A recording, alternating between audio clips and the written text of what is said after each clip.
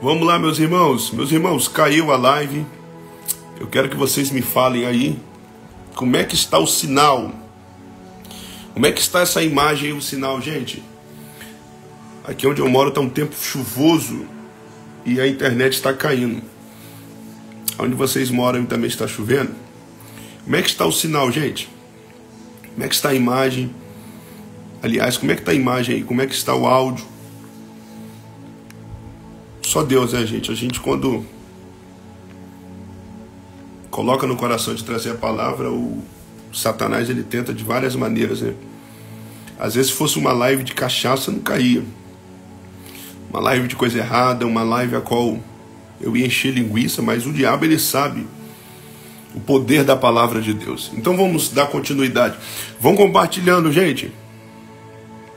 Vão compartilhando. Então, observe, irmãos, de fato, nós fomos criados para a eternidade. É o tema da mensagem de hoje e a parte 2. Eclesiastes capítulo 3, versículo 11.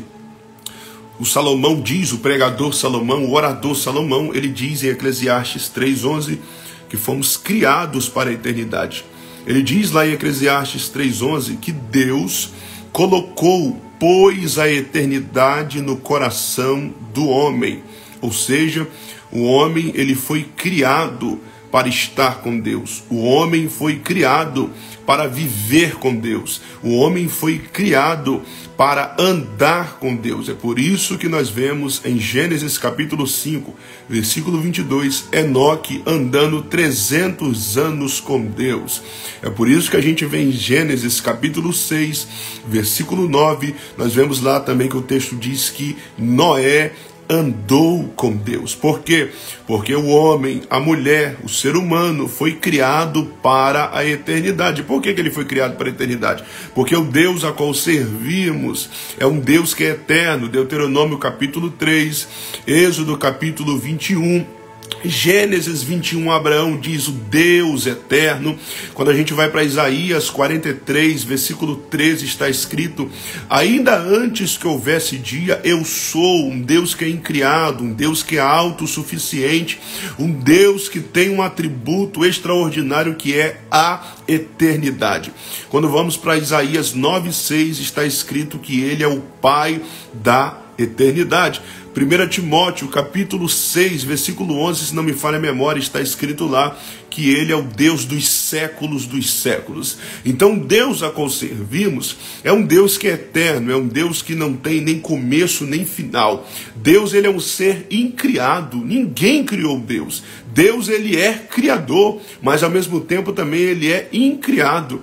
Deus, ele também é autoexistente, ou seja, ele existe pelo seu próprio poder. Deus também, ele é autossuficiente, ou seja, ele mesmo se sustenta, ele mesmo se mantém, ou seja, ele não depende de ninguém. Eu dependo de Deus, vocês que estão aqui nessa live dependem de Deus, mas Deus, ele não depende de ninguém. Tanto que se Deus quiser acabar com a terra agora, acabar com todos nós agora, ele acaba. Porque ele é um Deus que ele não depende de ninguém. Ele é um Deus que ele é autossuficiente. Ele é um Deus também eterno. E por ele ser um Deus eterno, de fato, fomos também criados para estar com esse Deus eterno. Em hipótese alguma, Deus te criou para que você venha viver com a mente só aqui no atemporal ou no temporal, com a mente terrena, com o coração na terra, não.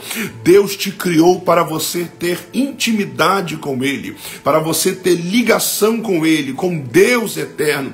É por isso que em Eclesiastes capítulo 3, versículo 11, Salomão diz: Deus colocou no coração, Deus pôs no coração do homem a eternidade. É Salomão dizendo: o homem não nasceu para beber cachaça, o homem não veio ao mundo para se prostituir, o homem não veio ao mundo para fumar maconha, o homem não veio ao mundo para passar 10 horas ligado na terra e 1 minuto só falando com Deus. Não, o homem foi criado para estar com Ele, para viver com Ele, para andar com Ele, para adorar a Ele. O homem foi criado, o homem e a mulher. Quando eu falo do homem aqui também, eu coloco a mulher.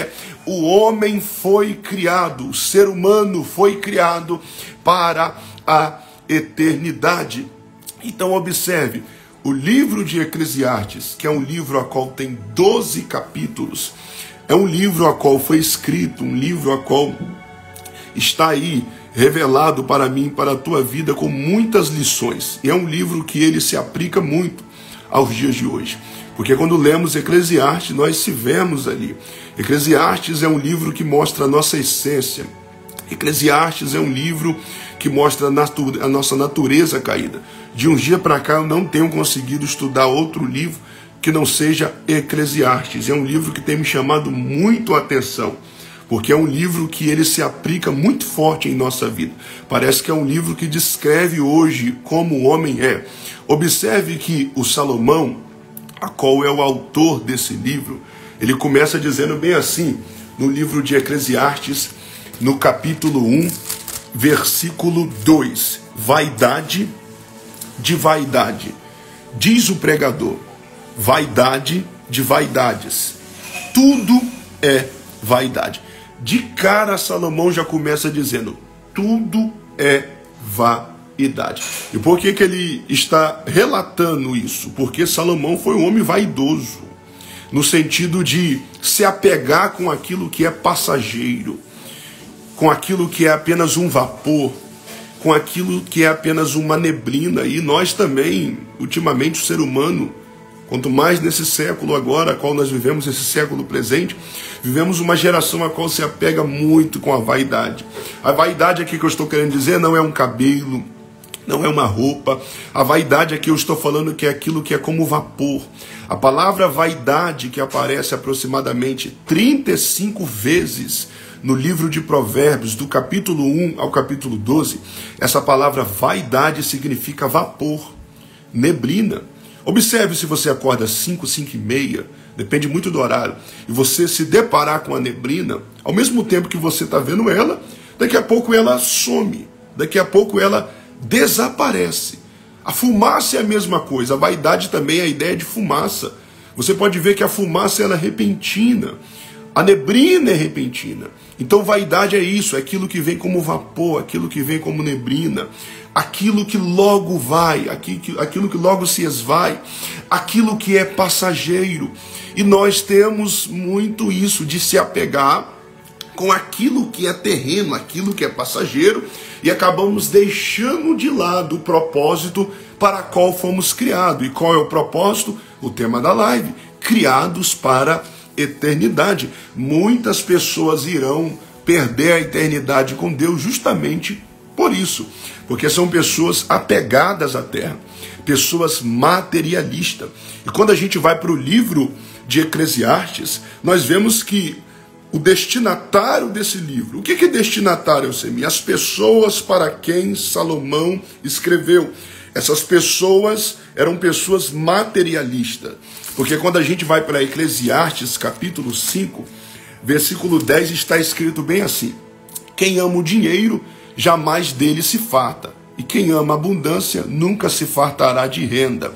Ou seja, e é de fato, é assim mesmo, o ser humano quanto mais ele tem, mais ele quer, e nunca ele está satisfeito, porque não há satisfação no dinheiro, não há satisfação naquilo que está debaixo do sol, naquilo que é terreno, naquilo que é temporal. Satisfação e preenchimento para a nossa alma e para o nosso espírito só encontramos em Deus, descanso é somente em Deus.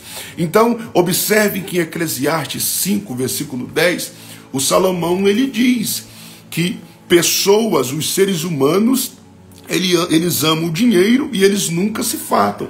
E parece que esse texto é escrito justamente para a nossa geração e de fato se aplica para a nossa geração.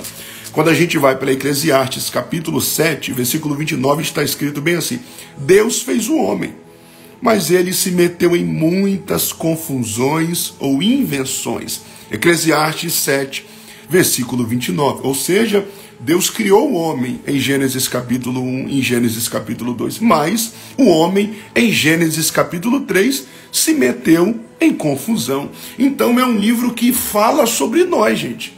É um livro que nos confronta, é um livro que mostra a nossa essência, É um livro que mostra a nossa natureza caída.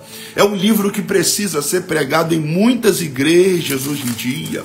É um livro que precisa ser proclamado, declamado e clamado na terra, porque é um livro que mostra a nossa essência. Então observe que Salomão, ele tem um alvo, ele tem um destinatário, e é pessoas materialistas, é pessoas que deixaram a Deus de lado. E Salomão, quando a gente também avalia a vida de Salomão, Salomão também foi um homem que deixou a Deus em dado momento da sua vida. Porque no primeiro livro dos Reis, no capítulo 3, nós vemos que ele ofereceu um sacrifício e ele queimou 1000 bois, 1000 sacrifícios, 1000 holocaustos no monte Gibeá.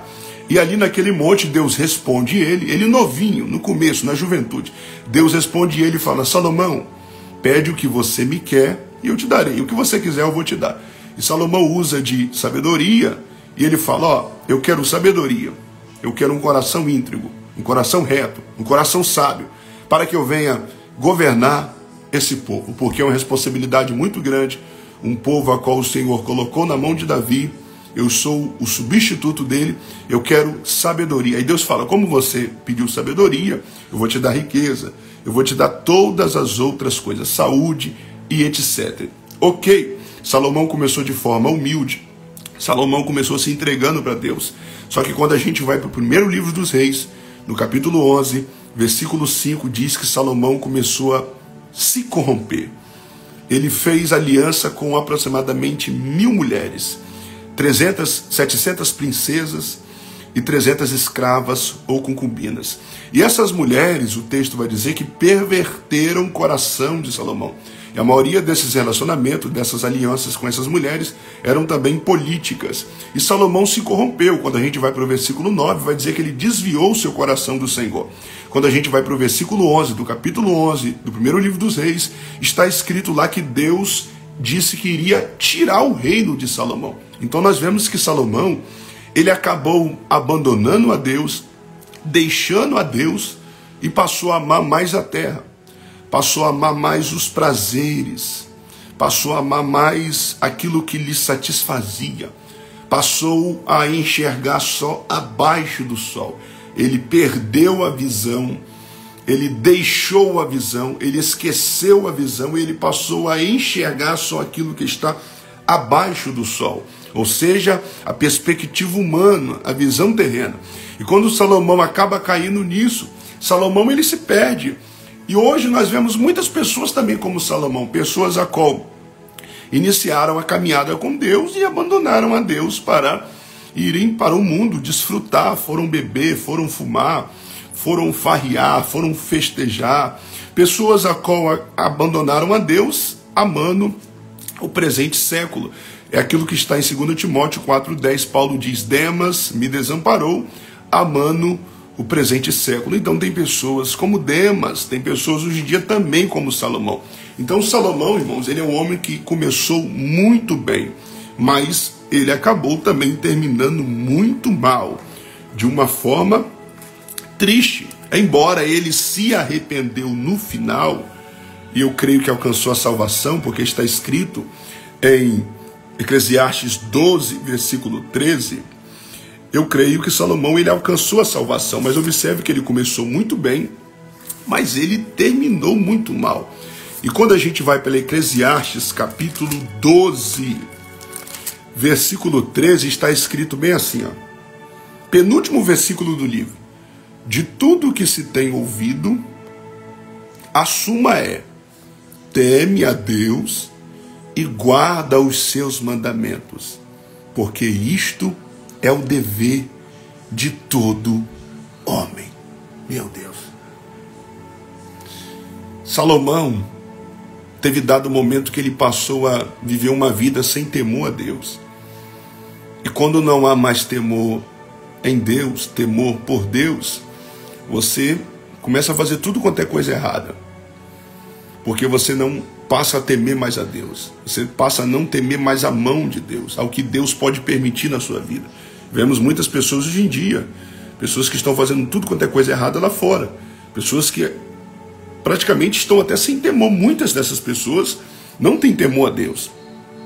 porque estão vivendo uma vida errônea. E Salomão, ele diz no capítulo 12, versículo 13: teme a Deus e guarda os seus mandamentos. Eu vou repetir: teme a Deus e guarda os seus mandamentos, porque isto é o dever de todo homem. Observe que foi um homem que passou a viver longe de Deus, passou a viver sem temor a Deus. Um homem que caiu na cachaça, na bebida, no vinho, na prostituição. Eu vou mostrar daqui a pouco. Um homem que se entregou ao materialismo, a ouro, a coroa, a mulheres, a relações sexuais, ao ponto dele ter 1000 mulheres. Mas é um homem que no final ele se arrependeu. Porque Eclesiastes 12, versículo 13, ele diz: temei a Deus, guarda os teus mandamentos, porque isto é o dever de todo homem.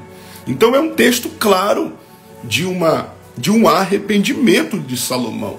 Quando a gente vai para o versículo 12, do capítulo 12 de Eclesiastes, a partir do versículo 10 do capítulo 12, Salomão diz bem assim.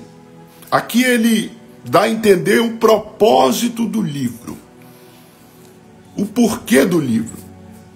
Procurou o pregador, ele está falando dele mesmo, achar palavras agradáveis e escrever com verdade. Aí no 11, e as palavras de Eclesiastes, Eclesiastes 12, versículo 11, são como pregos bem fixados e são como aguilhões. Aqui está o propósito de Eclesiastes. É um livro a qual é como se fosse um aguilhão que nos fere, oh meu Deus, que nos machuca, que mostra a nossa essência, que mostra a nossa nosso pecado, os nossos erros. Eclesiastes é esse livro. E Salomão diz bem assim, Eclesiastes capítulo 12, versículo 10. Eu até procurei palavras suaves, eu até tentei fazer com que vocês viessem ler esse livro de uma forma a qual vocês iriam sair leves. É como hoje em dia, gente. É tipo quando você vai para o altar e às vezes a sua vontade, a sua intenção, você até procura isso. Poxa, eu quero que as pessoas venham sair no final feliz, se agradando daquilo a qual eu preguei. Aí daqui a pouco, quando termina a pregação, você vê gente de cara feia, gente com bico para o seu lado, e você fala, meu Deus, eu tentei até fazer um agrado, mas a verdade, ela confronta. A verdade, ela desagrada o homem e agrada a Deus. Ora, calamash. A verdade, ela fere, mas ela traz. Oh, meu Deus do céu. E conta das vezes, gente, acabamos até meio que recuando de falar a verdade em dado momento com alguém, porque pensamos que temos que agradar. Poxa, se eu falar, eu vou acabar ferindo. E não entendemos que o ferir é justamente para que a pessoa venha ficar firme, para que a pessoa venha se colocar na direção, para que a pessoa venha para o centro da vontade de Deus. O ferir, através da verdade que é a palavra de Deus, muitas das vezes não paramos para entender que esse ferir não é para matar, é para trazer. Porque Salomão vai dizer em Eclesiastes 12, versículo 11, que a palavra do pregador, a verdade, as palavras de Eclesiastes, era como pregos bem fixados. A segunda coisa, e era também como um aguilhão. Aí você vai para Atos capítulo 9, você lembra de Paulo. Quando Jesus teve um encontro com Paulo, Jesus falou bem assim, Saulo, Saulo, duro foi para ti resistir ao meu aguilhão. Era como se Jesus estivesse dizendo, eu fui o fazendeiro e você foi o boi, o animal, a ovelha indócil, ou seja, a ovelha que não queria ser dominada, a ovelha que sempre quis fazer do teu jeitinho. Só que aí quando eu entrei com o aguilhão da minha palavra, quando eu entrei com o aguilhão da verdade, quando você teve um encontro comigo, Uracalamashewa, porque observe que Jesus diz: duro foi para ti resistir ao meu aguilhão. E o aguilhão hoje em dia, dentro de um âmbito rural, dentro de um âmbito de fazenda, etc., e você vê que todo fazendeiro, muitas das vezes ele usa o aguilhão justamente para trazer o boi, o animal, para a direção. Porque o animal, a ovelha, em dado momento, ela tem a tendência de sair do caminho. É nessa hora que entra o aguilhão. O aguilhão vai no animal, fere ele, só que aquela ferida é para trazer ele para o centro. Observe, é uma ferida que é aberta, não para que ele venha se perder. Oh meu Deus! Pelo contrário, é para que ele não venha sair, é para que ele venha se achegar, é para que ele venha para perto de Deus, é para que ele não venha se perder. Então, quando a gente vai para Eclesiastes capítulo 12, versículo 11, o Salomão diz: Eclesiastes é um livro que é como um aguilhão, que fere, mas que traz, que fere, mas que dá direção, que fere, mas que faz com que a pessoa não venha se perder. E tem mais, ele fala, Eclesiastes, as palavras de Eclesiastes, ainda no versículo 11, são como pregos bem fixados. Você já observou uma coisa? Para você conseguir fixar um prego em uma madeira, quanto mais quando a madeira ela é um pouco dura, você vê que você tem que dar várias, tem que bater. Bate uma, bate duas, bate três, bate quatro, bate cinco, quem já está pegando? Bate seis, bate sete, bate oito, bate nove, bate 10. Para que você venha fixar esse prego nessa madeira, é necessário você insistir. Já teve situações de ambiente de trabalho, trabalhando, batendo assim em madeira, de eu pegar o prego e ele não entrar. E eu ter que bater de novo. Aí ele meio que se enverga, meio que tosse, e mesmo assim eu tirei, distorci ele. Oh meu Deus.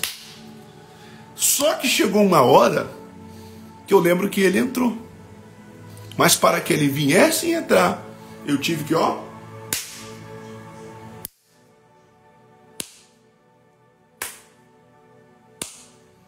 As palavras de Eclesiastes são como um prego bem fixado, que fere, que precisa ter insistência, mas que traz firmeza. Uracalamashewa. Assim é a verdade que é a palavra de Deus. Por isso que não temos que deixar de pregar essa palavra aqui, como um prego que vai entrar e vai fixar muito bem. Por quê? Porque você prega hoje, você prega amanhã, e é você ali pregando, pregando, pregando, pregando, pregando. Uma hora haverá firmeza, uma hora o prego será bem fixado. Tá doendo, tô fraco, nossa, essa me desagradou, essa ele fez bico, essa ele fez cara feia. E eu acho que essa agora ele vai até sair da igreja. Essa ele não vai querer saber de você como pastor. Essa ele não vai deixar você pregar na igreja dele mais. Essa vai acontecer isso. Mas tem uma hora que ele vai falar, e não é que agora eu estou firme. E não é que essa verdade me libertou. Doeu, feriu, mas não é que ela me deu direção, não é que ela me trouxe para perto de Deus. João 8:32, conhecereis a verdade e a verdade vos libertará. João 17:17, santificai-vos na verdade, a tua palavra é a verdade. Hebreus 4:12, a palavra, a verdade é como uma espada afiada que penetra a divisão da alma e do espírito. Aí vem Salomão dizendo, o propósito de Eclesiastes, no capítulo 2, versículo 11, é palavras como prego. que vai entrar depois de muita pancada, mas vai fixar e vai ficar firme. Como é que está o áudio, irmãos? E a imagem? Como é que está esse áudio e essa imagem para mim continuar? Quem está pegando essa palavra aí? Kabadasuribikamanassewa. Aí quando a gente entra em Eclesiastes capítulo 1, versículo 2, Salomão começa: vaidade, vaidade, vaidade. Está dizendo, é tudo passageiro, é tudo ilusório, nada presta, é tudo vazio, é tudo sem sentido. Quando você vai para o versículo 4 do capítulo 1, do versículo 4 ao versículo 7, Salomão traz a ideia que nada muda. Ele diz, a terra não muda, o vento não muda, as águas não mudam. Ou seja, por que Salomão está dizendo que nada muda? Porque a visão de Salomão, vou repetir o que eu disse ontem, a visão de Salomão no livro de Eclesiastes, ele deixa bem claro, tudo isso que eu estou reclamando, que eu estou dizendo, é debaixo do sol. Ele está dando a entender que existe outra dimensão acima do sol, mas enquanto isso, debaixo do sol, ele diz, parece que a terra não muda, as águas não mudam. Eclesiastes, capítulo 1, versículo 4 ao versículo 7. Ele diz, nada muda. A água não muda. O sol não muda. O vento não muda. Pessoas morrem. Geração vem, ele diz no versículo 4. Geração vai, ou seja, pessoas morrem, pessoas nascem. Mas não muda, por quê? Porque Salomão, a partir do momento que ele se afastou de Deus, ele passou a estar aprisionado no mundo. Você quer ver uma coisa? Eu também tinha isso. Eu lembro que alguns anos atrás, antes de eu aceitar Jesus, eu acordava todos os dias e falava, meu Deus, as coisas não mudam. Quem aqui que já passou por esse sistema mundano que hoje está convertido e você também viveu isso, de você acordar todos os dias, como Salomão, em Eclesiastes, no capítulo 1, verso 4 ao 7, ele diz, nada muda, a terra não muda, a gente morre, e as coisas não mudam. Ninguém parece que quebra essa lei da natureza, esse ciclo sem fim. Parece que é imutável. Aleluia. Mas quando você olha com uma visão acima do sol, você entende que Deus, ele quebra a lei da natureza. Deus, ele entra dentro desse bojo, dentro desse ciclo que parece infindável, ou seja, a monotonia da vida, aquilo que eu disse ontem.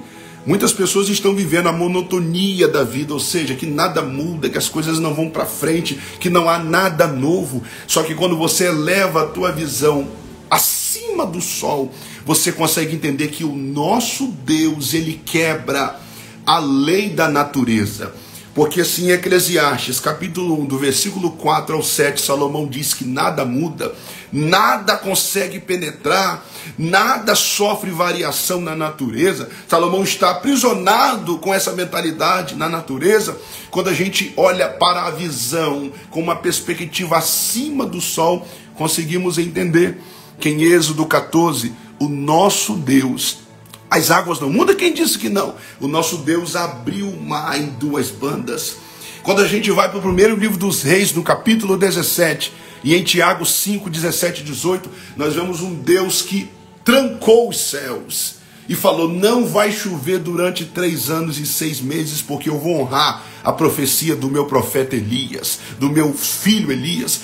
Quando a gente vai para Josué capítulo 10, nós vemos um Deus que responde orações ao ponto de deter a terra, deter o sol. Quem disse, Salomão, que o nosso Deus não quebra essas leis, que o nosso Deus não traz nada novo, que o nosso Deus não controla a história? Mas quando você está em Cristo, você consegue ter essa visão, porque é só em Cristo que você consegue entender que Deus, ele controla o mundo, que Deus controla a terra, que Deus é criador, que o nosso Pai, ele rege a história desse planeta.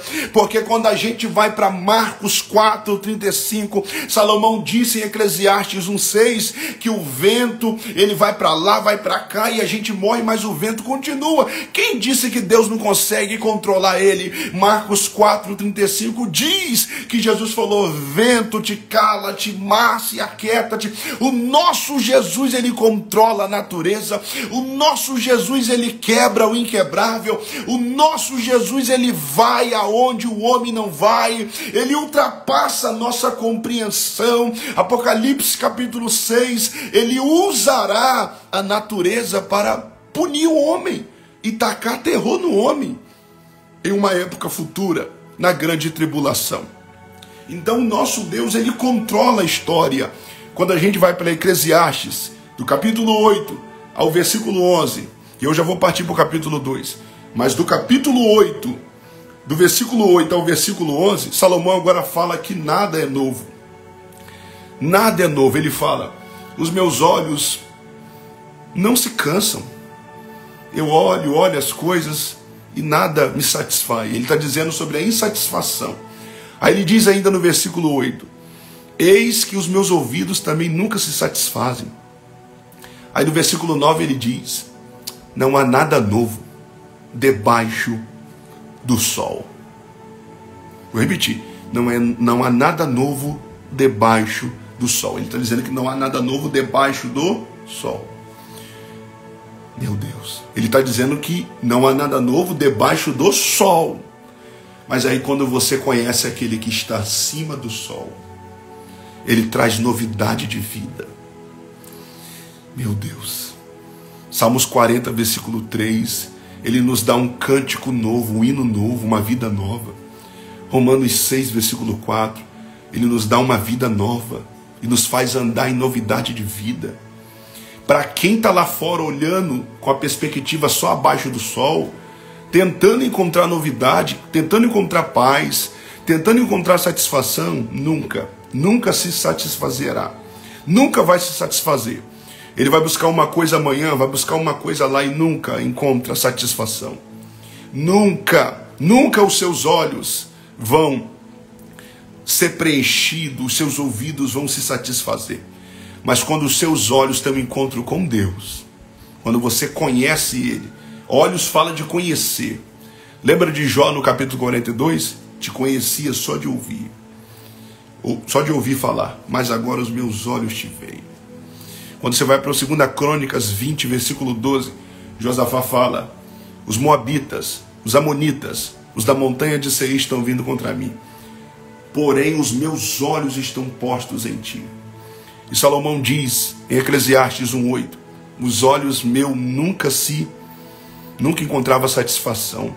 Porque quando ele deixou Deus para correr e buscar aquilo que é mundano, aquilo que é terreno, e passou a olhar só para aquilo que está abaixo do sol, Salomão ele perde essa visão em dado momento.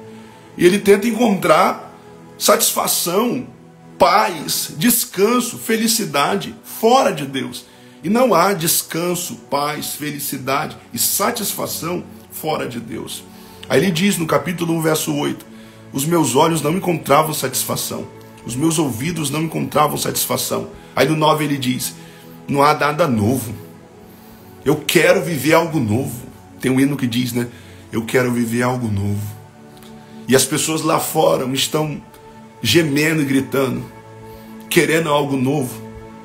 A cada dia vai para uma festa nova.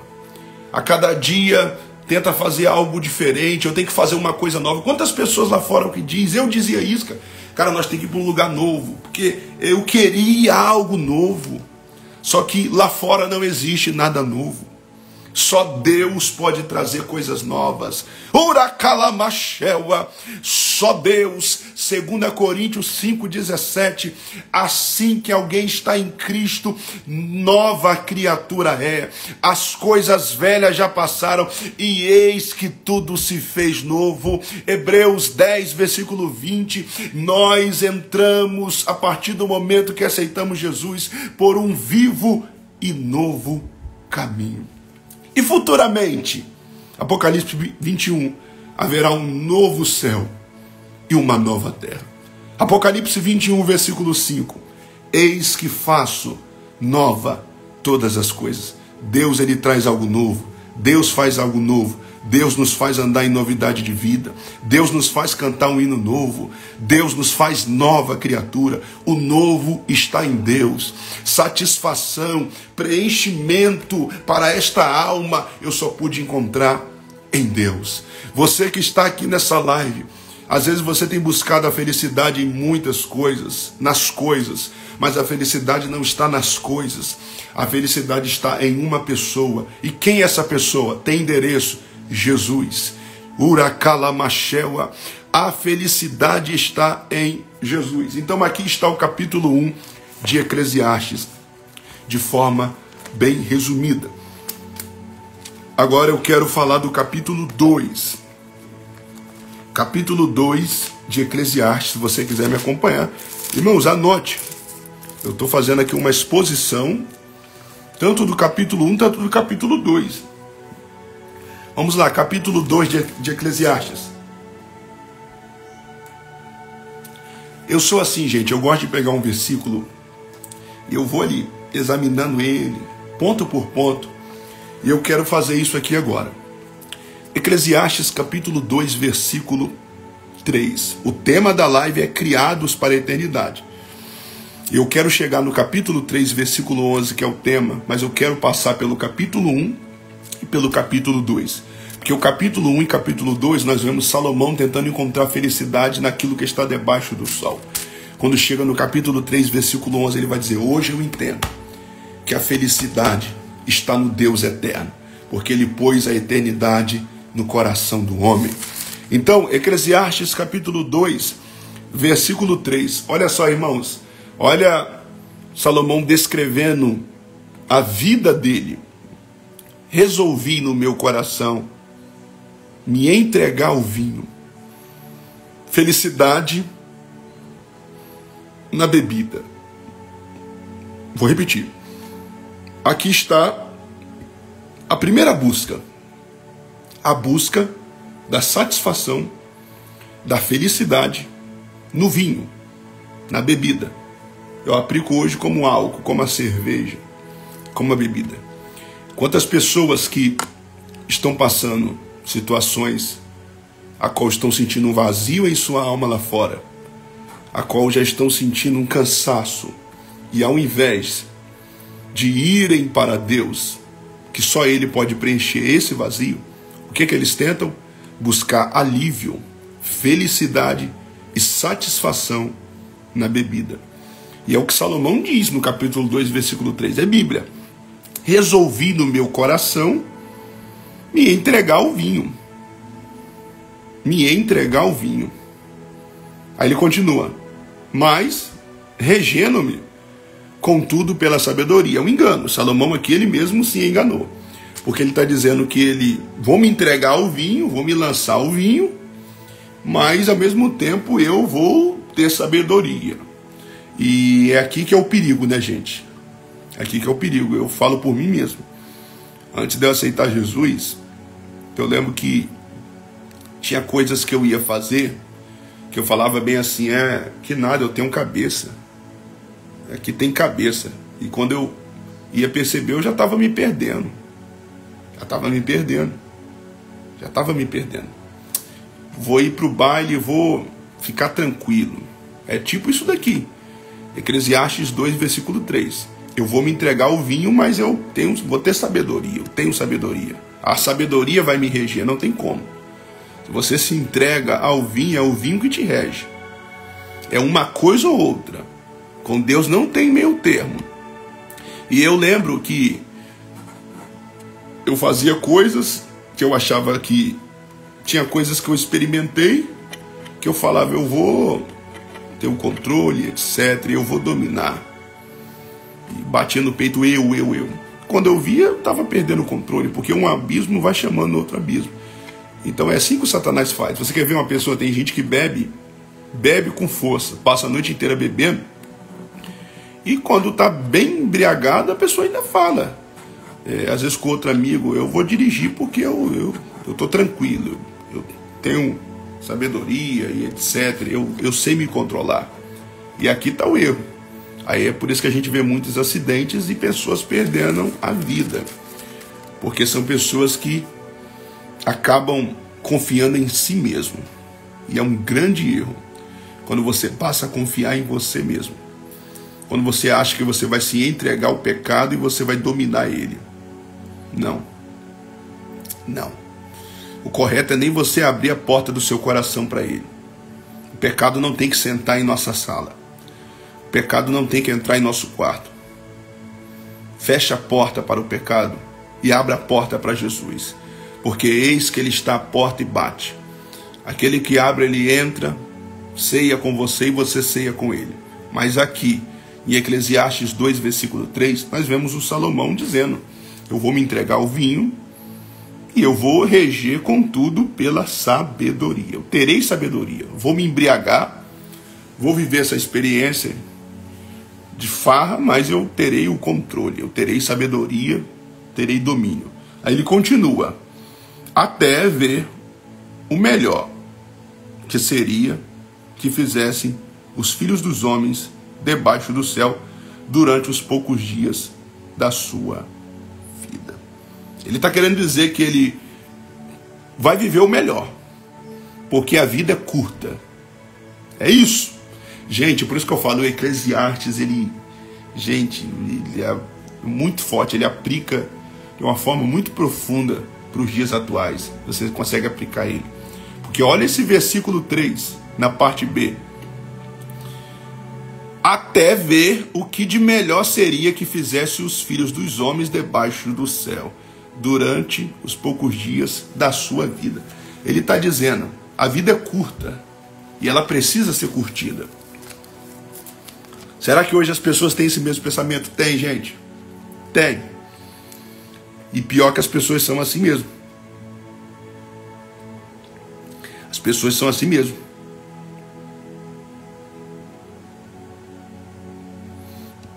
Eu vou me entregar. A vida resta poucos dias. É quando a gente vai para Efésios, capítulo 5, versículo 16, Paulo vai dizer bem assim: aproveite um tempo, remina em todo o tempo. Gente, olha o que Salomão fala. Eu não sei se você está com a sua Bíblia aí, você está me acompanhando.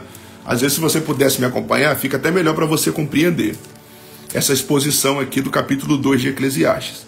Porque no versículo 3 ele fala bem assim: eu vou fazer, ver o que de melhor tem debaixo do céu, porque é poucos dias que dura a vida. Poucos dias dura a sua vida.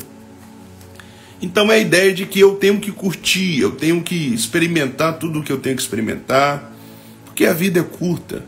Só que aqui, gente, se Salomão está dizendo que resta poucos dias, ele mesmo está dizendo, durante os poucos dias da sua vida.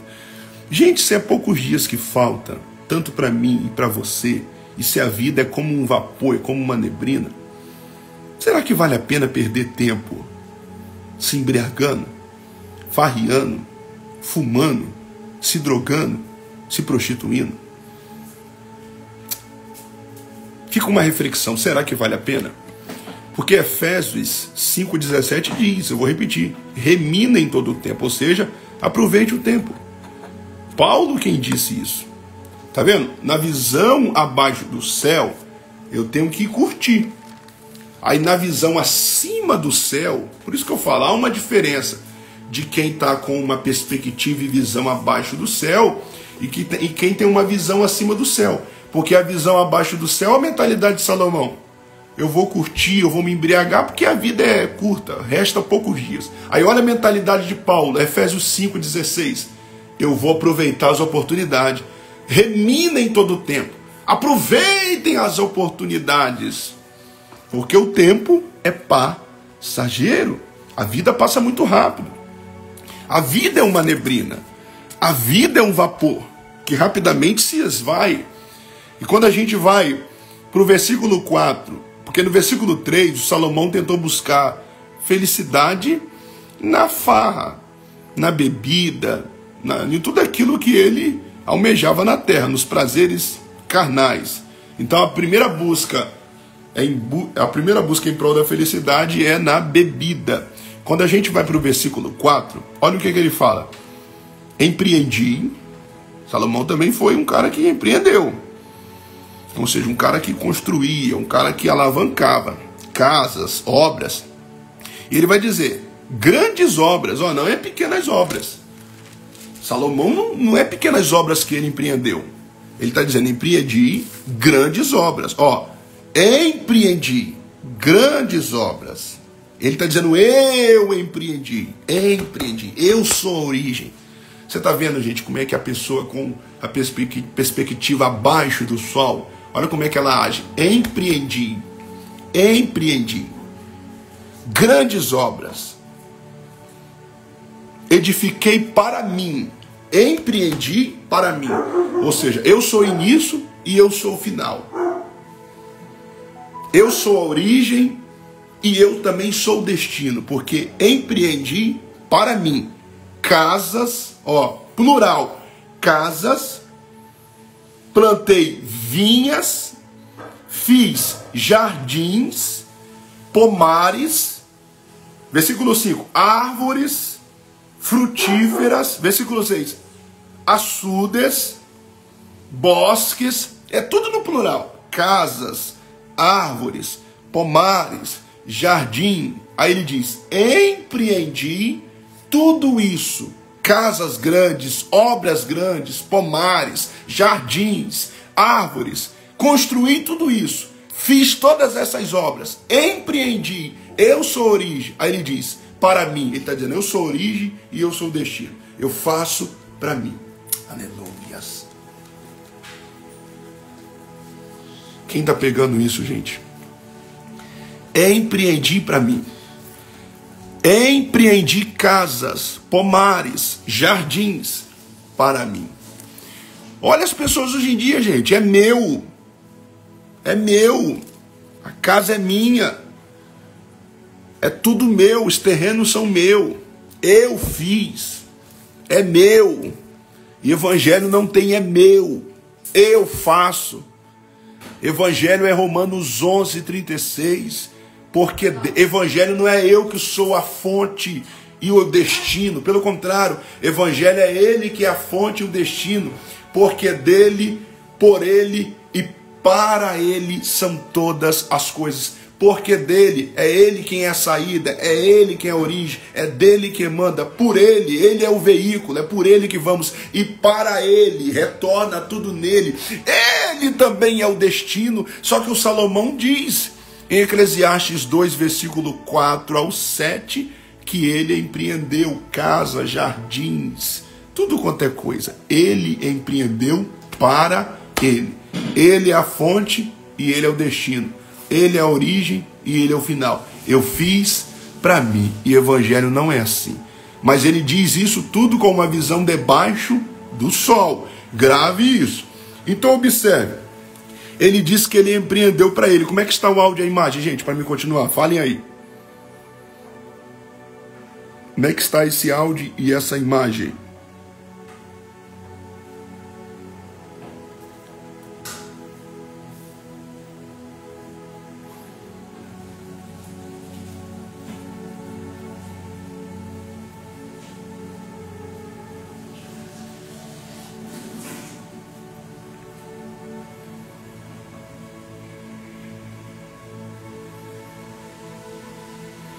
Como é que está o áudio e a imagem? Vocês estão entendendo a palavra? Comente aí quem está entendendo. Eclesiastes capítulo 2, versículo 6. 4 em diante. Eclesiastes do capítulo 2, do versículo 4 ao versículo 6. Versículo 4, 5 e 6. Salomão agora busca a felicidade no trabalho, a felicidade nas obras que ele fez para ele. Eu vou repetir. Salomão tenta buscar a felicidade nas obras, no trabalho que ele fez para ele. Empreendi, Eclesiastes 2:4, para mim, versículo 6. No versículo 4 ele fala, eu construí, empreendi. Aí no versículo 6, tudo isso para mim. Só que tudo isso foi vaidade. Tudo isso foi ilusão. Porque no versículo 11 ele diz, tudo isso foi vaidade. Só que observe uma coisa, gente. Isso aqui é tão forte, que ele fala que ele é a origem, empreendi para mim. E ele é o destino. Só que o evangelho não é assim. Não é assim. E outra coisa, a felicidade não está no trabalho. Não estou aqui trazendo a palavra contra o trabalho, gente. Temos que trabalhar sim materialmente e trabalhar também na obra do Senhor. Mas observe, a satisfação, o preenchimento para o vazio da alma, você não encontra no trabalho. Me prova na Bíblia, Alcemir. Vamos lá de Bíblia então, Isaías 55, versículo 2. Isaías diz: no trabalho não há preenchimento para a tua alma, e nem você conseguirá satisfazer a tua alma no trabalho terreno. E é isso que Salomão está dizendo. Eu construí tanta casa, jardins, pomares, açude, tanta coisa grandes, tantas obras grandes. Eu fui um dos maiores empreendedores da terra, e de fato ele foi. Tudo isso eu empreendi e fiz para mim. Mas aí no versículo 11 ele vai dizer: vaidade, vaidade, tudo isto é vaidade. Sabe o que ele está dizendo? Eu não encontrei felicidade também no material, no trabalho. No versículo 3 ele tentou buscar a felicidade na bebida. E no versículo 4, 5 e 6, ele tentou empreender, construiu grandes obras. Mas ele diz: não adiantou nada. Não consegui satisfazer a minha alma e preencher a minha alma com obras, com casas, com mansões, hoje em dia. O tanto de gente, que tem megas empresas. Você olha para a cara do camarada, o camarada é oprimido. O camarada não tem paz. Porque a felicidade também não está, meu Deus, naquilo que você faz. A felicidade está em uma pessoa. A felicidade não está no empreender, embora devemos sim conquistar, construir. Mas precisamos entender que isso não vai preencher a nossa alma e não vai satisfazer a nossa alma. O tanto de gente, meus irmãos, que está levantando enorme casa para ele. E ele fala: meu sonho, eu estou conseguindo conquistar. Mas quando ele coloca a cabeça no travesseiro, a lágrima desce. Porque há um vazio na alma. Já não ora mais, já não lê Bíblia mais. E está tentando ali buscar felicidade naquilo, na construção da sua casa, em empreender para ele, para tentar buscar um preenchimento para a sua alma, mas não consegue, gente. E nunca conseguirá. Porque só Deus preenche a nossa alma, só Deus satisfaz a nossa alma. Aí eu entro de novo no tema: fomos criados para a eternidade. Eclesiastes 3:11, Deus colocou a eternidade dentro do nosso coração. Por mais que você tenta buscar em A, em B, Salomão no capítulo 2, versículo 3, tentou buscar na bebida, no álcool. Aí no versículo 4 ao 6, ele tentou buscar nas construções, das megas casas, megas obras, mas ele diz: não consegui. Tudo isso foi ilusão, tudo isso foi vaidade, debaixo do sol. Grave sempre essa parte: debaixo do sol. Vamos partir para o versículo 7, eu já estou caminhando para o final. Agora ele tenta buscar a felicidade na riqueza. Na riqueza. Primeira felicidade que ele tentou buscar foi na bebida, no vinho, no versículo 3. No versículo 4 ao 6 de Eclesiastes, capítulo 2, ele tentou no empreender, no construir casas, nas obras, megas casas, megas construções. Ele tentou buscar felicidade nisso. Agora no 7, ele tenta buscar felicidade em sua riqueza. Ele diz: comprei servos, servas, tive servos nascidos em casa, também possuí bois, ovelhas, mais do que todos aqueles que vieram antes de mim em Jerusalém. Aí no 8, amontoei para mim prata, ouro. Meu Deus. Felicidade na riqueza. Ele diz que ele ajuntou prata, ele ajuntou ouro. No versículo 7 ele diz: comprei servos, comprei servas. ajuntei prata, ajuntei ouro. Mas ele diz no versículo 11, tudo isso foi vaidade de vaidade. Felicidade na riqueza. A riqueza também não traz felicidade. Alcemir, eu não estou aqui pregando contra você possuir e exaltando a pobreza, não é isso. Eu creio que vocês estão bem ligados para entender essa parte. O que eu estou querendo dizer aqui é que a riqueza não satisfaz a alma do homem. Eu estou aqui ensinando justamente contra os valores que hoje nós vemos aqui na Terra. Que a pessoa que tem muito dinheiro é rico. Quem disse isso? Quem disse isso? Alcemir, mas eu vejo tantas pessoas postando fotos, viajando em países extraordinários, curtindo, gastando dinheiro. Quem te falou que eles estão vivendo a verdadeira felicidade? Quem te falou isso? Na verdade, eles estão vivendo uma felicidade momentânea. Na verdade, eles não estão vivendo a verdadeira felicidade. Por quê, Alcemir? Calma que a gente vai chegar lá. Eclesiastes capítulo 2. Irmãos, travou a live, eu acabei esbarrando aqui sem querer. Como é que está a imagem aí? Está tudo bem? Tá boa?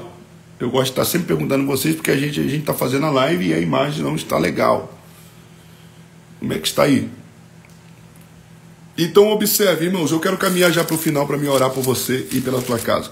Olha só, no versículo 7 e no versículo 8, Salomão agora tenta buscar felicidade na riqueza. Quem está gravando?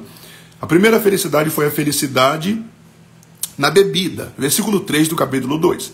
A segunda felicidade foi do versículo 4 ao versículo 6. A felicidade é em empreender. Ele não conseguiu também. Aí agora ele tenta buscar felicidade na riqueza. Ele comprou servos, servas, amontoou ouro, prata. Gente, isso é Salomão. Isso é Salomão, dizendo que ele tentou tudo isso debaixo do sol. Agora ele vai tentar buscar felicidade em shows, na música, na farra.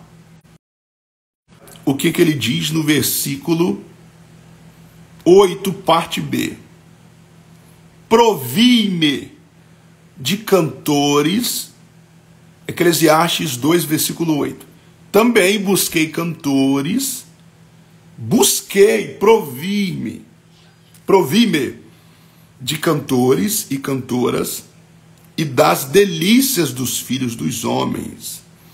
Olha só, agora ele tenta buscar a felicidade em festas. Gente, isso daqui até eu lembro de mim. Eu tentava muito buscar também felicidade em festa, gente. Todo final de semana eu ia para um lugar diferente, eu ia para um bar diferente, eu ia para um show diferente, eu ia para uma casa de farra diferente, eu ia ver um cantor diferente, seja de pagode, de forró, e eu tentava encontrar felicidade ali, satisfação ali, tentava preencher o vazio da minha alma nisso. E Salomão parece que descreve, né, gente, tudo isso, né? Porque em Eclesiastes 2, versículo 8, parte B, ele vai dizer, eu busquei cantores, cantoras. Ou seja, na época de Salomão, era como se ele fizesse um show particular dentro do seu harém, dentro da sua casa. Algo teatral ali, com cantores, para tentar trazer alegria para ele. Mas ele só encontrou a alegria quando ele retornou para aquele que ele havia saído, que era Deus, a qual ele nunca deveria ter saído. Porque no capítulo 3 do primeiro livro dos Reis, ele inicia uma caminhada com Deus, mas depois ele se perde. Então observe, irmãos, ele agora tenta buscar felicidade na música. Cantores, gente, está na Bíblia. Eu estou lendo aqui devagar. Se você tiver com a sua Bíblia aberta, você vai me acompanhar e você vai ver que está na Bíblia. Parece loucura, mas é a verdade. Gente, é um livro que descreve o ser humano hoje em dia. Por isso que Eclesiastes é um livro que eu falo, que fala da nossa natureza, da nossa essência, mostra a gente. Olha só, gente, Salomão tentou buscar felicidade em cantores, cantoras, festa, farra, e não conseguiu. E hoje em dia, as pessoas também, gente, o tanto de gente aí, fora da presença de Deus que tenta buscar.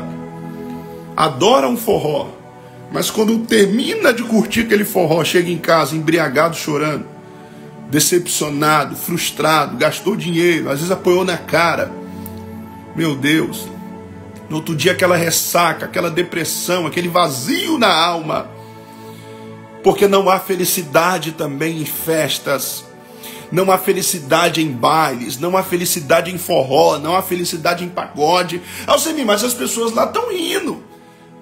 Eu vejo as pessoas felizes. Não é felicidade. A verdadeira felicidade eu vou mostrar daqui a pouco. Vamos para o versículo 8 ainda. Tem mais. Irmãos, olha a profundidade só desse versículo 8. E das delícias dos filhos dos homens, mulheres e mulheres. Mulheres e mulheres.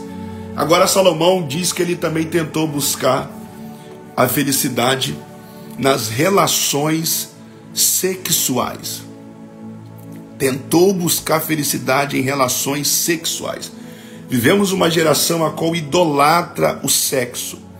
Uma geração, pessoas que aceitam Jesus, jovens que aceitam Jesus, e com uma semana já quer arrumar a namorada, gente. Não quer estruturar, não quer buscar sabedoria, não quer se preparar primeiro. Por quê? Porque muitos jovens já entram na igreja e não conseguem buscar espírito, queimar a carne, e já estão logo ali desesperados em busca de relações sexuais, em busca de sexo. É isso que Salomão está dizendo, gente. Está aqui na Bíblia. Eclesiastes 2:8, Salomão diz: também tentei. Ele tentou buscar primeiro felicidade na bebida, felicidade em casas, em construções, felicidade também agora no sexo, ele diz. Mulheres e mulheres. Prova na Bíblia, Alcemir. Vamos lá. Primeiro livro dos Reis, capítulo 11. Se você quiser abrir aí, deixa eu pegar aqui no celular logo, na Bíblia no celular, porque até eu abrir aqui vai demorar. Primeiro livro dos Reis, no capítulo 11. Olha o que está escrito. Olha o que está escrito no versículo 4, 3. Primeiro Reis 11, 3. Tinha Salomão 700 princesas e 300 concubinas, escravas. Salomão tinha 1000 mulheres. Você lembra do rei Assuero, se eu não me engano, fala que ele reuniu, não sei se foi 300 ou 400 mulheres. Salomão tinha o triplo de mulheres. 1000 mulheres, 300 princesas, 700 princesas e 300 escravas. Aí você pega 1000 mulheres. Era um homem que idolatrava a vida sexual. Era um homem que tentou buscar felicidade na vida sexual. Agora vamos lá. Se ele tinha 1000 mulheres, um ano tem 365 dias, é isso, gente? Confere, 360. Vamos botar aí, aproximadamente um ano vai dar 1000 dias e cacetada. É isso. Um ano tem 365 dias. 366. Vamos botar aí 360 mais 360. Tomei um de conta agora. Mas vamos botar aí. Aproximadamente, Salomão, em 3 anos, se ele tem 1000 mulheres, isso é o que a Bíblia diz. Provavelmente tinha até mais. Aí vamos botar aí. Se um ano, 3 anos, tem mais de 1000 dias, você pega aí. Se Salomão se deitasse com uma mulher todos os dias, ele ia ficar 3 anos quase se deitando todo dia com uma mulher diferente. Para pensar, gente. Olha como é que Salomão tentou, mas tentou buscar felicidade em relações sexual. Prostituição. Uma vida promíscua. Só que ele diz no versículo 11: vaidade, vaidade. Aleluias. Aleluias. Quem está entendendo essa palavra? Essa palavra é que dói, gente. Dói para quem é funicário, para quem é um prostituto, para quem não consegue ter uma vida de santidade, que não consegue largar pornografia, masturbação. Para quem está na igreja e cada hora está com uma mulher diferente. Para quem entra na igreja solteiro, com uma semana já está atrás de uma mulher. Uracalamachewa. E para quem também está lá fora, que cada dia uma mulher, uma mensagem dessa confronta, gente. Porque também não há felicidade nisso. A felicidade está em Deus. A felicidade não está nos prazeres carnais de 30 minutos, de 1 hora. Não, não. A felicidade está em Deus. Aí Salomão diz: eu tentei, busquei mulheres e mulheres. Mas ele diz no versículo 11, no 8 ele diz, mulheres mais mulheres eu tinha. Mas no 11 ele conclui tudo isso dizendo, vaidade, vaidade. E outra coisa, 1 Reis 11, versículo 4 e 5, diz que essas mulheres perverteram o coração de Salomão. Essas mulheres, muitas delas serviam outros deuses. Salomão se corrompe com essas mulheres também. Essas mulheres foram uma grande brecha para ele se corromper. É a teia que o diabo usa, gente, para derrubar homens de Deus. O adultério, mulheres. Assim também uma mulher, isso vale para uma mulher, gente.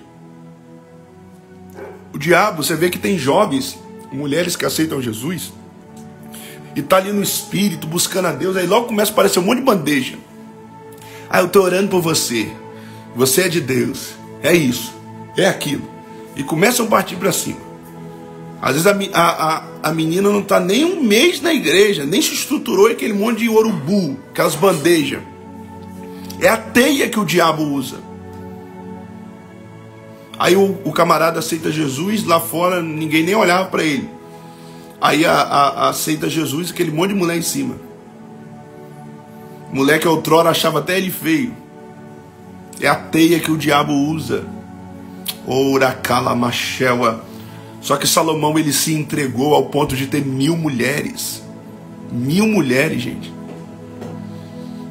Aí ele conclui no versículo 11 dizendo, tudo isso, vaidade, vaidade. Gente, a mensagem dessa aqui confronta muitas pessoas.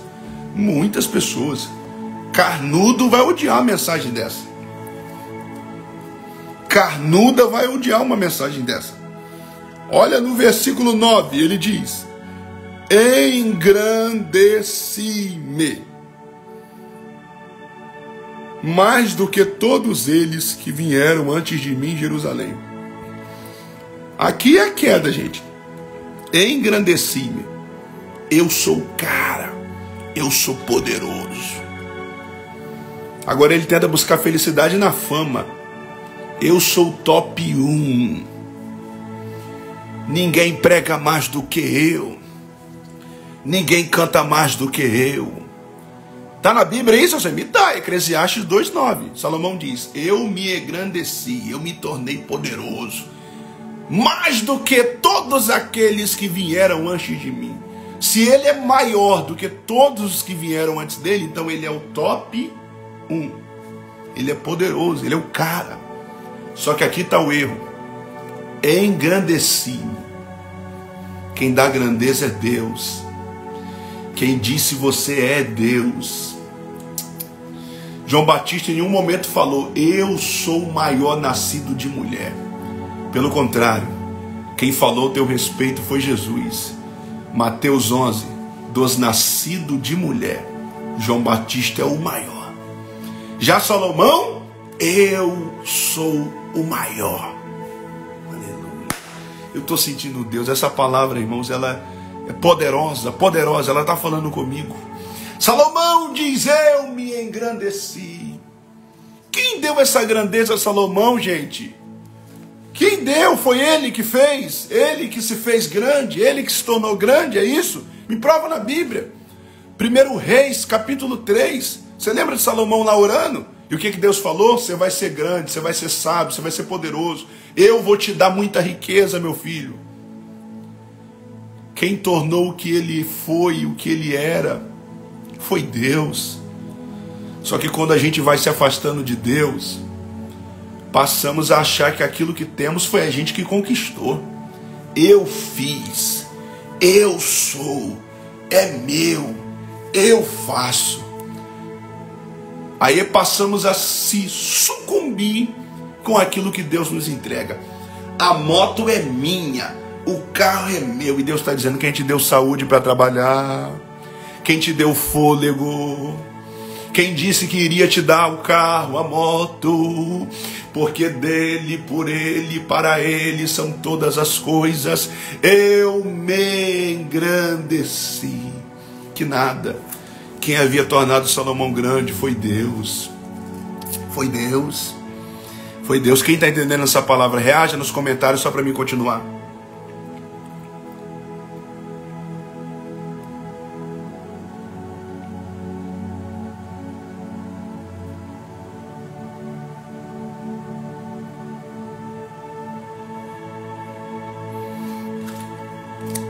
Eu fiz.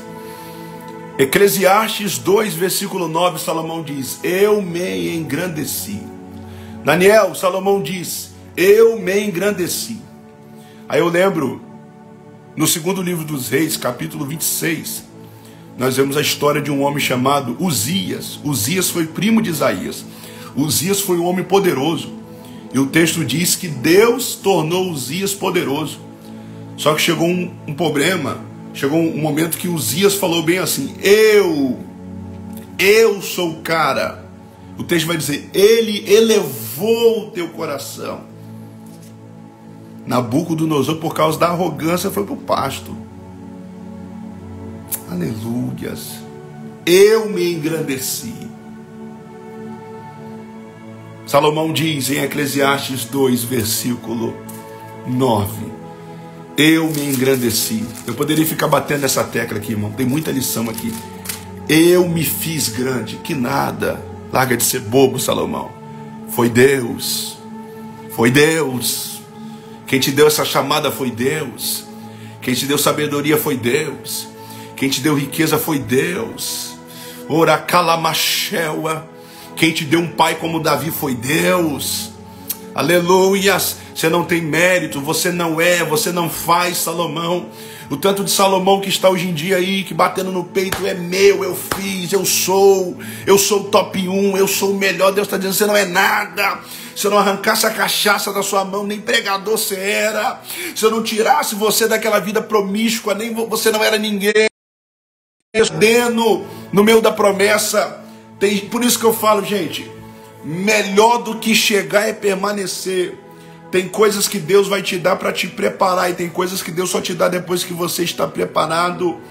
É melhor chegar e permanecer. O João, o Batista, chegou, permaneceu, não se corrompeu ao ponto de falar: deixa ele crescer e eu vou diminuir.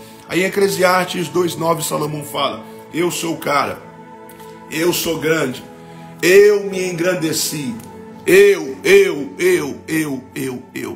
Que nada, Salomão. Você não é nada. João 15, versículo 5. Sem mim, nada podereis fazer. E ele continua: perseverou também comigo a minha sabedoria. Olha no versículo 10. Tudo quanto desejaram os meus olhos, não lhes neguei. Eclesiastes 2, versículo 10. Nem privei o meu coração de alegria alguma, pois eu me alegrava com todas as minhas fadigas, e isso era o galardão de todas elas. Olha que forte isso, irmãos. O que ele está querendo dizer? Tudo que eu olhei, eu consegui. Tudo quanto desejaram os meus olhos, não lhes neguei. Aí é nessa hora que a gente entende por que ele teve 1000 mulheres. É nessa hora que a gente entende por que Salomão... Porque esse dia me fizeram a pergunta: por que Salomão teve 1000 mulheres? Está aqui a resposta. Eclesiastes 2, versículo 10. Tudo que o meu olho olhou, meus olhos olharam, eu não neguei. Não neguei nada dos meus olhos. Ou seja, ele batia o olho naquela mulher: é minha. Era rei, gente. O cara era poderoso. Essa também. Gostei dessa. Essa também. Gostei. A gente não é assim, gente. Por exemplo, você olha aquela Hilux, você fala, é minha, e no outro dia você pega ela. Você olha aquele iate, às vezes está passando perto da praia, você vê aquele iate ali, aquele mega navio, aquela lancha, e você fala, é meu, no outro dia. Assina um cheque, o dinheiro, não. Salomão tinha isso, irmãos. Tentou buscar felicidade nisso. E ele fala, tudo que os meus olhos, em outras palavras, tudo que eu queria comprar, eu comprava. Se fosse hoje em dia, se fosse para comprar Ferrari, eu comprava. Tudo. Gostei daquela Ferrari, vou levar. Gostei desse helicóptero, vou levar. Gostei dessa mulher, vou levar. E tudo que Salomão quisesse, ele está dizendo, tudo que eu quis, eu tive. Nada eu neguei aos meus olhos. Gente, aí hoje em dia, se você partir para esse ponto, as pessoas falam, nossa, fulano deve ser muito feliz, olha, ele tem iate, ele tem helicóptero, ele tem navio, ele tem mansões, casas mais casa, ele tem tudo que ele pode comprar. Aí Salomão diz no versículo 11, tudo isso foi vaidade. Oracabashewa. E ele continua dizendo no versículo 10, no versículo 11, considerei todas as obras que fizeram as minhas mãos, como também o trabalho. Aí no final ele fala, eis que tudo era vaidade. Você está entendendo, gente? O que eu trouxe aqui para vocês, eu peguei do versículo 3 e eu vim mostrando aqui que Salomão buscou felicidade na bebida, felicidade em casas, felicidade na riqueza, felicidade em mulheres, felicidade na bebida, felicidade na fama, felicidade em tudo. Ele tentou buscar felicidade também. A gente vê no versículo 10 aqui, não negando os olhos dele em tudo quanto é coisa, mas quando chega no versículo 11, que ele vai finalizar, ele diz, tudo isso é vaidade. Gente, olha o tanto de coisa que eu trouxe aqui para vocês. Você imagina, no final o camarada chegar e falar, tudo isso, vaidade, tudo isso, ilusão, tudo isso, nada presta, tudo isso é passageiro, tudo isso é transitório, tudo isso foi um momento, tudo isso foi um vapor, tudo isso foi uma neblina que se esvai e rapidamente sai. Tudo isso, vaidade de vaidade. Vou repetir, vaidade de vaidade. Vou repetir mais uma vez, tudo isso, vaidade de vaidade. Amém, irmãos? E assim Salomão traz essa poderosa lição. E aí quando a gente vai para o capítulo 3, versículo 11, nós vemos ele dizendo, fomos criados para a eternidade. Capítulo 1 e 2, ele descreve como ele tentou buscar felicidade em outras coisas. Mas aí no 3 ele diz, fomos criados para a eternidade, gente.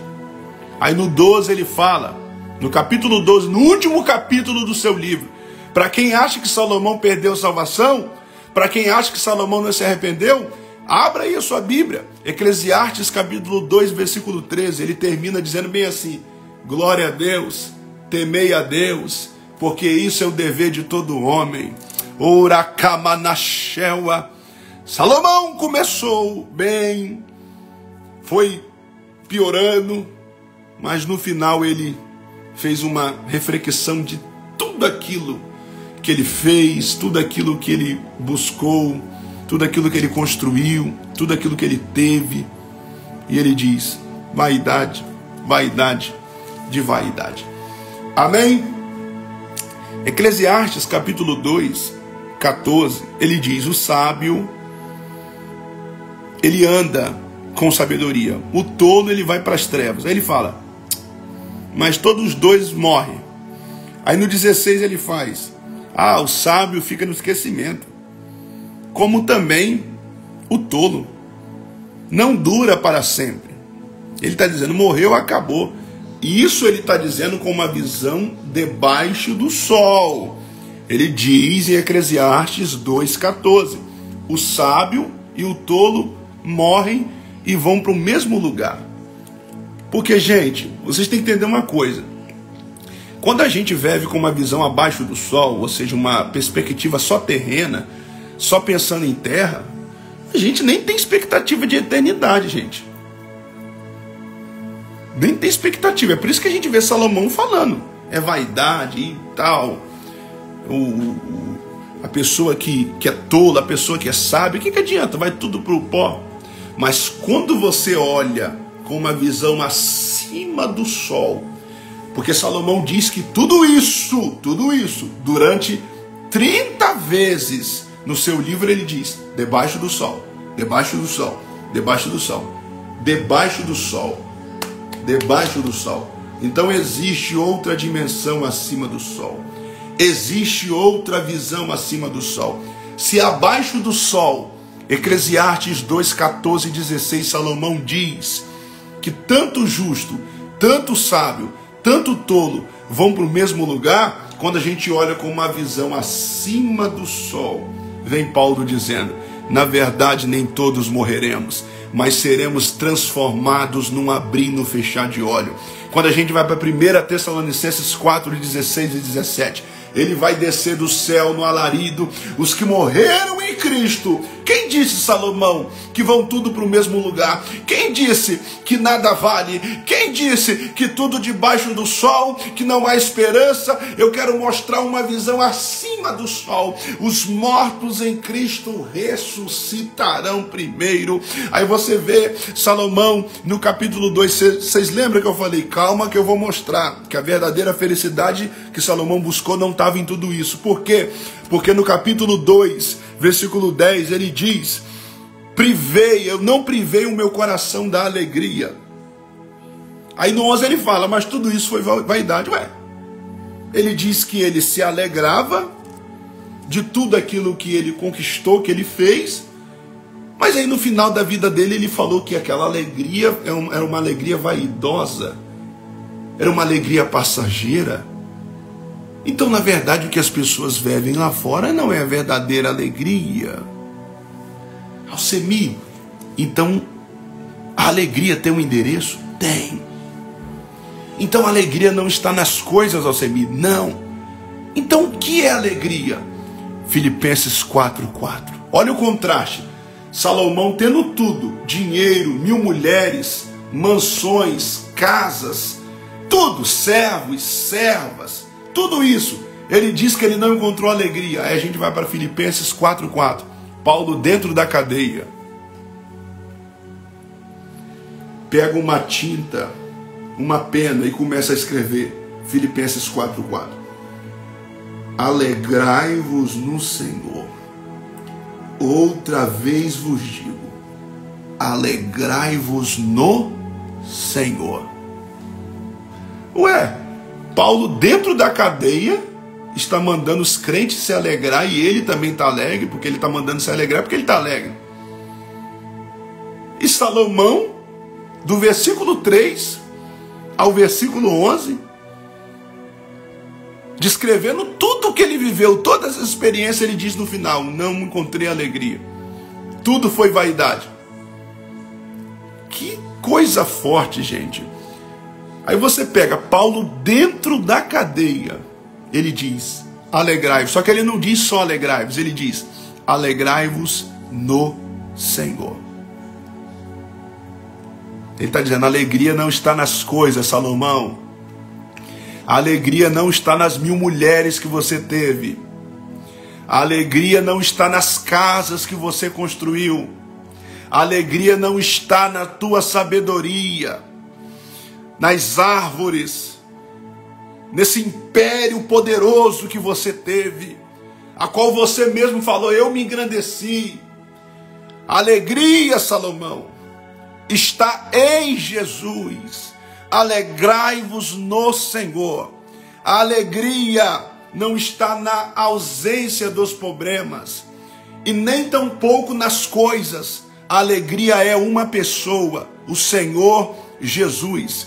alegrai-vos no Senhor. Quem que é o nosso Senhor? Jesus.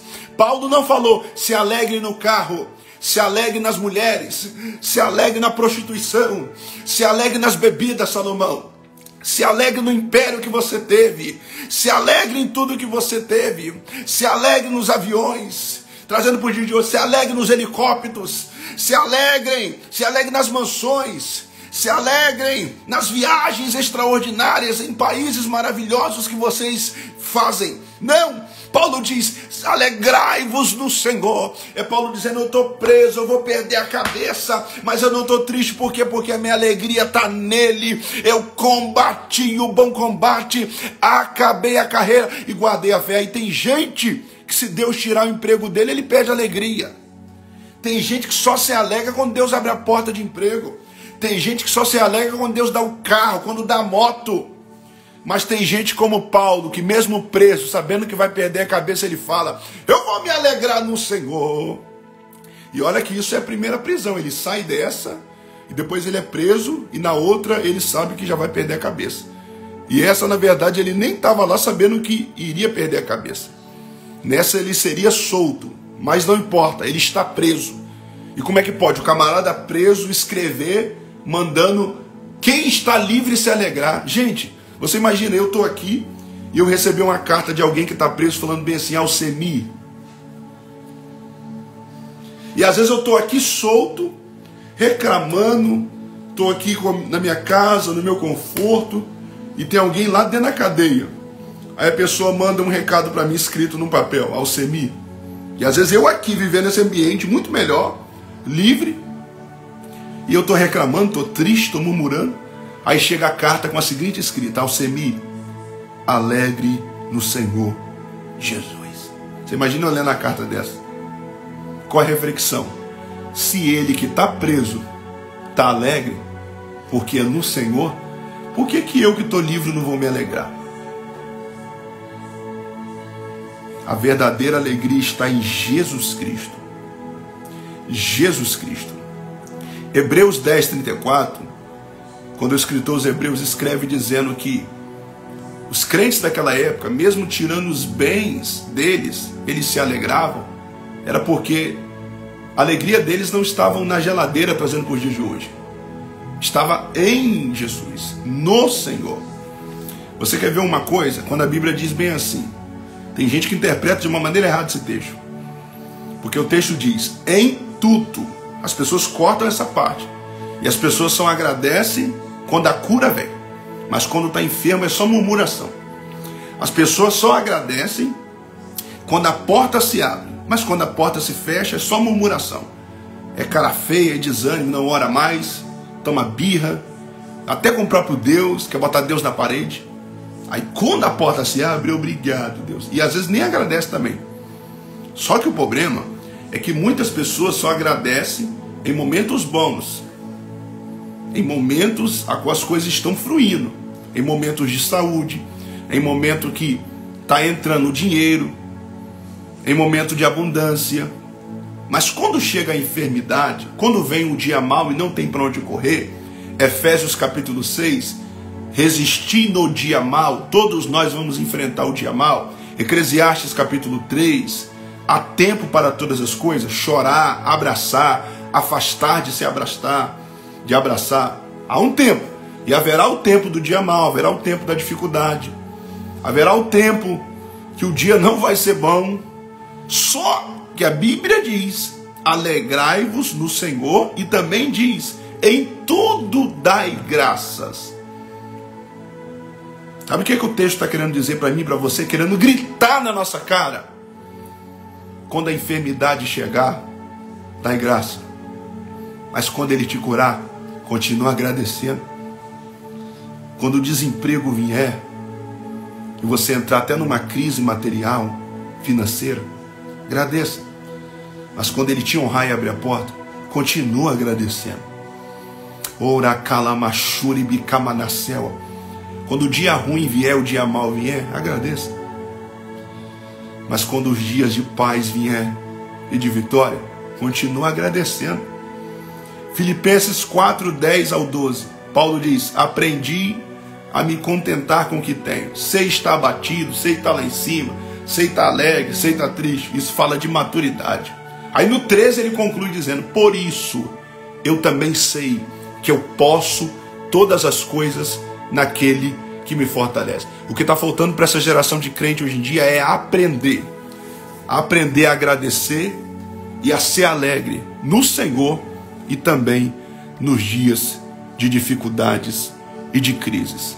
Agradeça a Deus. Jó, perdendo 10 filhos, casa, saúde, bens, ele abriu a boca e diz: Deus me deu, Deus tomou, bendito seja o nome do Senhor. No capítulo 19, 25, ele abre a boca falando: eu sei que o meu Redentor vive e que no fim ele se levantará. Olha como é que Jó é grato, olha como é que Jó é adorador, olha a situação que ele enfrentou, mas ele mostrou para Satanás: a minha alegria e a minha gratidão não está só na minha saúde, não está nos bens. A minha gratidão, a minha alegria está no Senhor Jesus Cristo. Eu quero agradecer e eu quero me alegrar e eu vou adorar a Ele, independente da situação. Aí no 42 ele fala: conhecia Ele só de ouvir, mas agora os meus olhos veem a Ele. Porque no capítulo 38, Deus aparece para Jó em um redemoinho e faz aproximadamente 50 a 70 perguntas. E Deus vai despejando em cima de Jó as perguntas. Jó, aonde estava você quando eu lançava os fundamentos, as estrelas no firmamento? E Jó ali não consegue responder. E todas aquelas perguntas retóricas. O que é pergunta retórica? É uma pergunta que você lança para alguém no sentido de trazer uma resposta ou gerar uma reflexão. Vocês viram que volta e meia eu fiz essas perguntas aqui e eu mesmo respondi, mas eu fiz elas para que vocês venham ter reflexão. Dá um exemplo, aí eu falo bem assim: gente, vocês já pararam para pensar? Por que se alegrar no Senhor? Por quê? Aí eu estou fazendo uma pergunta. Aí vocês começam a meditar, alegrar, é porque alegria é no Senhor. É porque é no Senhor. Por isso que devemos alegrar. Isso vai gerando uma reflexão. Eu sei a resposta, mas eu lanço uma pergunta para gerar uma reflexão, uma compreensão e um entendimento nas pessoas. Assim o próprio Deus fez com Jó no capítulo 38. Ele aparece para Jó e começa a fazer pergunta. Aonde estava você, Jó, quando eu criei o mundo? Você imagina a pergunta dessa? Jó, aonde estava você quando eu espalhava as estrelas? Aí Jó só vai se encolhendo.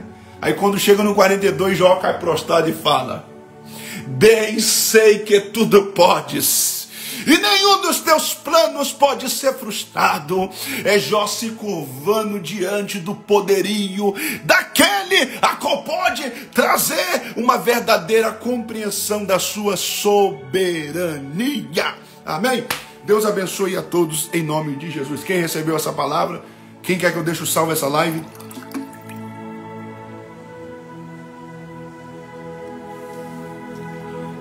Ora cabadasse réua. Deus está presente, irmãos. Eu amo a palavra de Deus. Pena que tem pessoas, gente, que não tem paciência. Tem pessoas que você está pregando às vezes a palavra e está dispersa, não tem reverência, não tem respeito, não tem diligência. Mas que maravilha que tem 15 pessoas aqui, tem pessoas que não saíram, não arredaram o pé dessa live. Eu quero falar algo aqui com vocês. O que vocês mais guardaram aqui?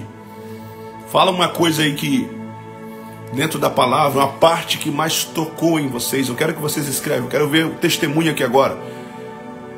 Tragam um testemunho de vocês aí agora. A parte que mais falou com vocês. Criados para a eternidade. Eclesiastes 3:11. Engraçado, né? Que Salomão, ele viveu tantas experiências fora de Deus. Conquistou tanta coisa, gente. Possuiu tanta coisa. E no final ele diz: tudo é vaidade. No final ele teve uma compreensão. Porque Cantares ele escreveu na sua juventude. Provérbios ele escreveu na fase madura, da maturidade. E Eclesiastes ele escreveu no final da sua vida. E quando a gente vai para Eclesiastes 3:11, no final da vida dele ele tem uma reflexão, ele fala bem assim: Deus colocou a eternidade dentro do coração do homem. Ele está dizendo, nós fomos criados para a eternidade. Ele nos criou para Ele mesmo. Só acharemos descanso nele e só descansaremos nele. Aí vem Jesus dizendo em Mateus 11:28, vinde a mim, todos que estáis cansados, porque eu vos aliviarei. Aleluia. E vocês encontrarão descanso para a vossa alma. Que palavra poderosa, irmãos. Criados para a eternidade. E eu finalizo concluindo o tema da live. Eclesiastes 3:11. Criados para a eternidade. Se uma palavra dessa aqui não mudar a sua mente, só Deus, tá? Porque uma mensagem dessa, gente, tinha que ser pregado em muitas igrejas aí. Que só fica fazendo campanha atrás de carro, atrás disso, atrás daquilo, atrás de vitória, atrás de material. É portas abertas, é terça do milagre, é quarta do milagre, é vitória, é quarta da... Gente, que isso? É domingo da vitória. Uma mensagem dessa daqui, se você pregar nos cultos desses, gente, você vai ver muita gente em lágrima. Porque é você tirar a mente das pessoas, a visão das pessoas, como Salomão tinha abaixo do sol, e elevar a visão deles para cima do sol, além do sol. Porque tem muita gente que está com a visão limitada só abaixo do sol. Começa a enxergar também acima do sol. Salomão, durante 35 vezes, ele usa essa expressão, abaixo do sol, abaixo do sol, abaixo do sol, abaixo do sol, abaixo do sol eu possuí isso, abaixo do sol eu conquistei isso, abaixo do sol tudo é vaidade, abaixo do sol isso é aquilo. Mas no final da vida dele, quando ele levou a visão dele para aquele que está acima do sol, para aquele que é o sol da justiça, para aquele que lá em Apocalipse 21 vai dizer que ele é o nosso sol, ele é a nossa